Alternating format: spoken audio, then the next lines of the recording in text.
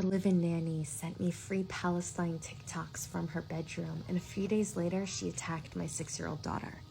Correlation does not imply causation, but gut feelings are usually right, and I had a feeling that she didn't like us. We are Jewish, so the free Palestine TikToks from an employee without any explanation was a bit uncomfortable, but I wanted to give her the benefit of the doubt. Was she trying to be inflammatory and telling me that she didn't like Jews? I don't know.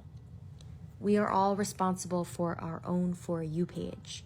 But she's from the Caribbean, so I just assumed that she didn't know the complexity of the situation or how her action could be perceived, and I invited my Israeli stepdad over at 10 p.m. to have a chat. We explained that not all Jews agree with what the Israeli government is doing, nor are we responsible for their actions.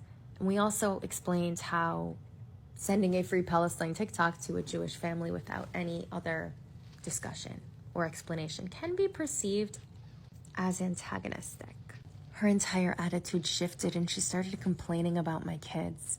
I overheard her calling my daughter privileged, which, yeah, may be true, but not appropriate coming from her. So yesterday I was teaching yoga classes at my studio, and between classes I had this weird feeling, so I rushed home. And she's standing in the kitchen and says, "I think I need to quit," with this blank stare and like evil in her eyes. My daughter comes running to me and she's like, "She hit me!" She had been hiding under pillows and blankets and told me that she felt afraid to breathe when she heard her nanny's footsteps and how scared she was that she didn't have a phone to call me. I called the nanny an Uber and packed up the lunch she was making and let her go. And then today I left for a work trip, and by 9 a.m. I had no idea who was doing drop-off or pick-up or where my kids were sleeping overnight. Thanks to good neighbors, good friends, and some family, we sorted it all out, and once the kids were at school and I knew I had someone to get them and that they'd be safe, I packed for my trip. Once I got to my hotel, I watched the Phillies from the lobby bar, and some cute couple asked me if I'm a secret agent because they've never seen someone with 3 phones. No, sir. CIA doesn't pay well enough for my shoe habit.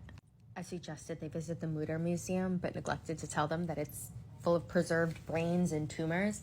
And then I prepared something for a meeting that I've had prepared for weeks, but obviously I'm sending it at like midnight the night before. And I felt bad for this guy praying in the lobby with a bottle of pills as I was going back to my room alone with a glass of wine.